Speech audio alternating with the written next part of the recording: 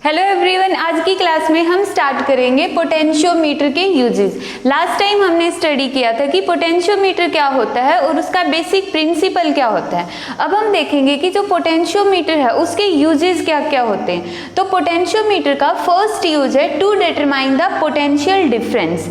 Means हमें कोई भी एक अगर सेल दी हुई है और उसका पोटेंशियल डिफरेंस हम मेजर करना चाहते हैं तो हम पोटेंशियोमीटर का यूज कर सकते हैं। सेकेंड इसका यूज है to compare the EMF of two sales.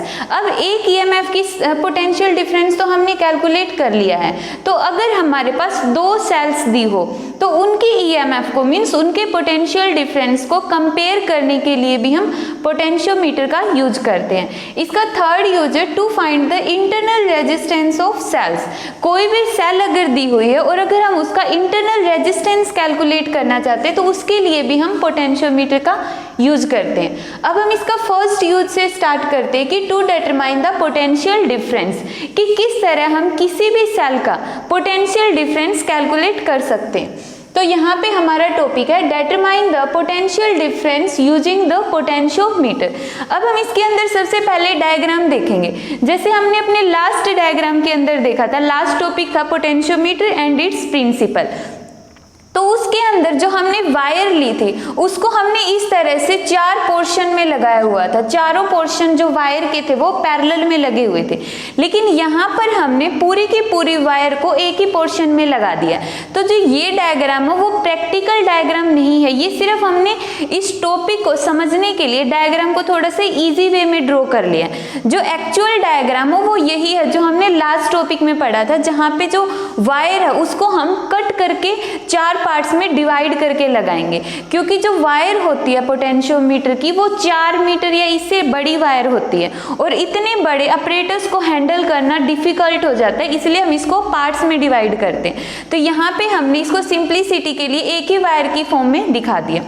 यहाँ पर जो ये वाली चीज़ है ये हमने खुद अप्लाई की है। मीन्स लैब के अंदर जब भी हम एक्सपेरिमेंट करेंगे तो एक्सपेरिमेंट करने के लिए वहाँ पर हमें एक बैटरी लगानी पड़ेगी। तो ये वो बैटरी है जो हम लैब के अंदर खुद अप्लाई कर रहे हैं। तो उसकी जो वोल्टेज होगी बैटरी की होगी V। तो V क्या है? Voltage of battery. मीन्स कितनी वोल्ट की हम बैटरी यहाँ पर यूज कर रहे हैं। उसके बाद ये यहाँ पर हो गया एमीटर। एमीटर का क्या यूज होगा? करंट को मेजर करना। और एमीटर को हम कैसे कनेक्ट करते हैं? सीरीज के अंदर। उसके बाद ये है रेजिस्टेंस। रेजिस्टेंस जो इस सर्किट के अंदर हमने रेजिस्टेंस अप्लाई किया है वो होगा ये R। ये हो गई की। यहाँ पर जो ये A और B के बीच में जो वायर है वो है कॉन्स्टेंटन की वायर या फिर हम ले सकते हैं मैगनीन की वायर। उसके बाद यहाँ पर हमने ये मीटर स्केल, यहाँ पर जो ये मीटर स्केल लिया है वो 1 मीटर का ही लिया है। अब ये कोई ज़रूरी नहीं है कि ये वायर 1 मीटर की, ये 2 मीटर की भी हो सकती है। ये मैंने पहले ही बता दिया कि जो ये डायग्राम है ये सिर्फ हमने टॉपिक को समझने के लिए बना है। एक्चुअल में यही डायग्राम है और यहाँ पे स्केल कितना रहेगा? 1 मीटर का रहेगा। उसके बाद यहाँ पे ये E क्या है? E इस सेल की EMF है जिसकी वैल्यू हमें कैलकुलेट करनी है। मीन जो हमारा टॉपिक है कि टू डिटरमाइन पोटेंशियल डिफरेंस, कि पोटेंशियल डिफरेंस कैलकुलेट करना है, इसी सेल का हमें पोटेंशियल डिफरेंस कैलकुलेट करना है। तो अब हम देखते हैं कि सेल का पोटेंशियल डिफरेंस हम किस तरह से कैलकुलेट करेंगे। यहाँ पर स्मॉल r क्या है? Small r is the resistance of potentiometer wire. जो ये ए बी हमने वायर ली है, इस वायर का जो रेजिस्टेंस है, टोटल वायर का रेजिस्टेंस है R। L क्या है? इस कॉन्स्टेंटन वायर की जो लेंथ है, कंप्लीट लेंथ कितनी है? L। तो यहाँ पर अब हम देखेंगे कि सेल का पोटेंशियल डिफरेंस कितना होगा। अब इसके लिए हम क्या करते हैं, जैसे ही हम की को क्लोज करेंगे, की को क्लोज करते ही यहाँ पर करंट फ्लो करना स्टार्ट हो जाएगा। जैसे ही करंट फ्लो करेगा तो इसका मतलब क्या होगा? जब हमने यहाँ से की K1 को भी क्लोज कर दिया, गैल्वेनोमीटर के अंदर क्या होगी? डिफ्लेक्शन होगी। K1 को चाहे ओपन भी रखो, अगर हमने K1 को ओपन भी रख दिया तो भी करंट गैल्वेनोमीटर के अंदर तो होगा इस सर्किट के थ्रू। R1 के अंदर से करंट जाएगा और गैल्वेनोमीटर क्या शो करेगा? डिफ्लेक्शन शो करेगा। फिर हमने यहाँ पे की K1 को क्लोज कर दिया। अब हम देखेंगे कि जो ये हमने गैल्वेनोमीटर के साथ जोकी लगाई हुई है, एक बार के लिए हम जोकी को लेफ्ट साइड में रखेंगे। जब हमने जोकी को लेफ्ट साइड में रखा, अगर गैल्वेनोमीटर लेफ्ट के अंदर डिफ्लेक्शन शो करता है तो यहाँ पर ज्योति को जब हम राइट साइड में रखेंगे तो गैल्वेनोमीटर के अंदर डिफ्लेक्शन होगी राइट साइड में। तो इसका मतलब क्या होगा कि इस वायर के ऊपर कहीं ना कहीं एक पॉइंट ऐसा होगा जहां पर गैल्वेनोमीटर की डिफ्लेक्शन कितनी होगी, 0 होगी, क्योंकि अगर ए पर वो लेफ्ट में शो कर रहा है और बी पर वो राइट में शो कर रहा है तो बीच में एक पॉइंट ऐसा होगा जहां पे गैल्वेनोमीटर के अंदर डिफ्लेक्शन क्या होगी, 0, और हमें वही पॉइंट यहाँ पे डिटेक्ट करना है। तो यहाँ से हम ज्योति को उठा के रखेंगे और मान लेते हैं कि जे वो पॉइंट है जब गैल्वेनोमीटर के अंदर डिफ्लेक्शन कितनी हो गई है, 0। अब गैल्वेनोमीटर में डिफ्लेक्शन 0 का मीनिंग क्या है, गैल्वेनोमीटर का यूज क्या होगा, करंट को मेजर करना।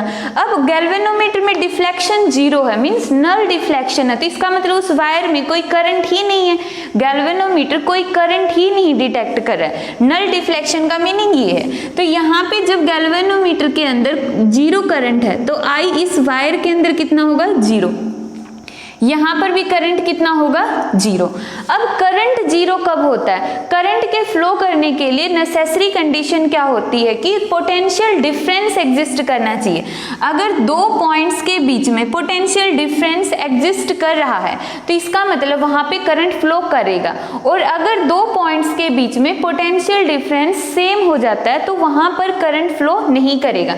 अब यहाँ पर करंट फ्लो नहीं कर रहा है तो इसका मतलब क्या है कि ये दोनों पॉइंट्स है वो सेम पोटेंशियल के ऊपर है। सेम पोटेंशियल का मतलब जो यहाँ पर हमने बैटरी लगाई थी V वोल्टेज की बैटरी, मान लेते हैं कि यहाँ पे जो वोल्टेज है बैटरी की वो 20 वोल्ट है। अगर 20 वोल्ट की बैटरी हमने लगाई तो इस AB वायर के अंदर टोटल वोल्टेज ड्रॉप कितना हो सकता है, मैक्सिमम कितना वोल्टेज ड्रॉप हो सकता है, 20 वोल्ट से कम हो सकता है, लेकिन ज्यादा नहीं होगा। कम क्यों होगा, क्योंकि मे बी कुछ वोल्टेज यहाँ पर ड्रॉप हो जाए, जितनी रेजिस्टेंस की वैल्यू होगी उसके अकॉर्डिंग। तो यहाँ पे मैक्सिमम 20 वोल्टेज का ड्रॉप तो होगा ही होगा।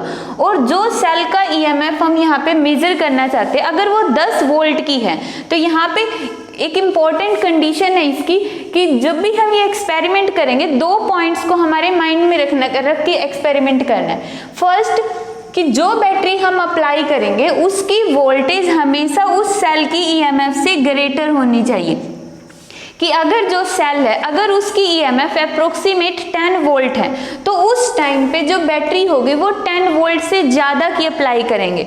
क्योंकि अगर कम अप्लाई कर दी, मान लिया कि जो सेल है वो तो 10 वोल्ट की है लेकिन जो बैटरी हमने लगाई है अगर वो 8 वोल्ट की है तो ये देखो पूरी वायर के अंदर ही ड्रॉप कितना होगा, 8 वोल्ट होगा।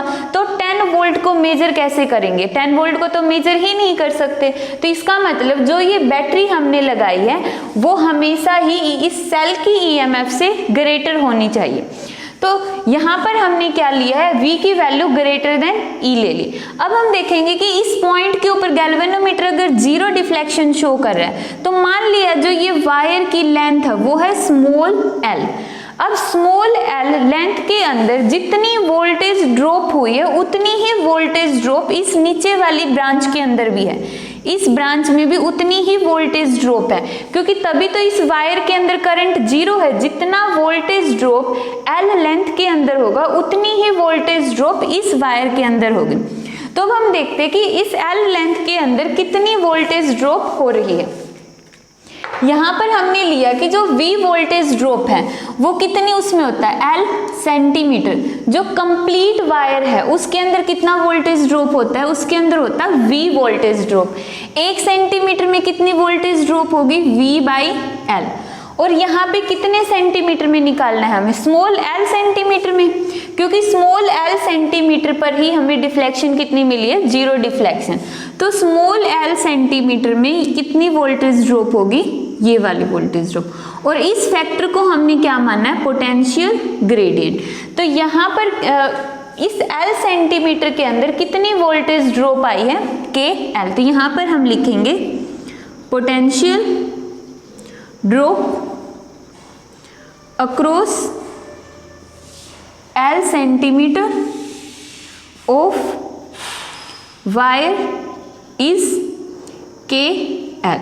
तो ये आ गया हमारे पास यहाँ पे KL, L centimetre of wire के अंदर पोटेंशियल ड्रॉप। अब यहाँ पे इतना पोटेंशियल ड्रॉप है तो R1 में भी कितना पोटेंशियल ड्रॉप होगा, इतना ही पोटेंशियल ड्रॉप किसके अंदर होगा, R1 रेजिस्टेंस के अंदर भी। अब यहाँ पर जो ये सेल लगी हुई है और जो R1 है वो कैसे लगे हुए, पैरेलल में। और पैरेलल में हमें पता है कि पोटेंशियल डिफरेंस क्या होता है, सेम होता है। पैरेलल में अगर पोटेंशियल डिफरेंस सेम है तो जितना R1 के अंदर पोटेंशियल ड्रॉप होगा उतना ही पोटेंशियल ड्रॉप किस में होगा, इस सेल के अंदर होगा। तो यहाँ पे हम लिखेंगे कि potential drop across R1 is equal to potential drop across L centimetre of wire. अब L सेंटीमीटर ऑफ वायर के अंदर पोटेंशियल ड्रॉप है KL, और जितना पोटेंशियल ड्रॉप R1 के अक्रॉस होगा वही क्या होगी, सेल की EMF of cell is equal to KL। तो इस तरह से हम किसी भी सेल की EMF कैलकुलेट कर सकते हैं, और यही हमारा पोटेंशियोमीटर का फर्स्ट यूज था कि पोटेंशियोमीटर का यूज कहाँ पर होगा, सेल की EMF को डिटेक्ट करने के लिए। अगर हमें यहाँ पे करंट कैलकुलेट करना पड़ जाए तो करंट का फॉर्मूला क्या होगा, ओहम्स लॉ के according V is equal to IR, I is equal to V by R। यहाँ पे टोटल रेजिस्टेंस है।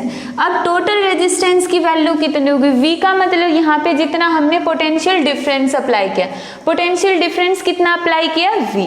अब टोटल रेजिस्टेंस कितना होगा सर्किट में, R रेजिस्टेंस तो हमने एक्सटर्नली अप्लाई किया है, और स्मॉल r रेजिस्टेंस इस वायर का है, और ये R और वायर आपस में कैसे लगे हुए, सीरीज में लगे, और सीरीज के अंदर टोटल रेजिस्टेंस कितना होता है, ये।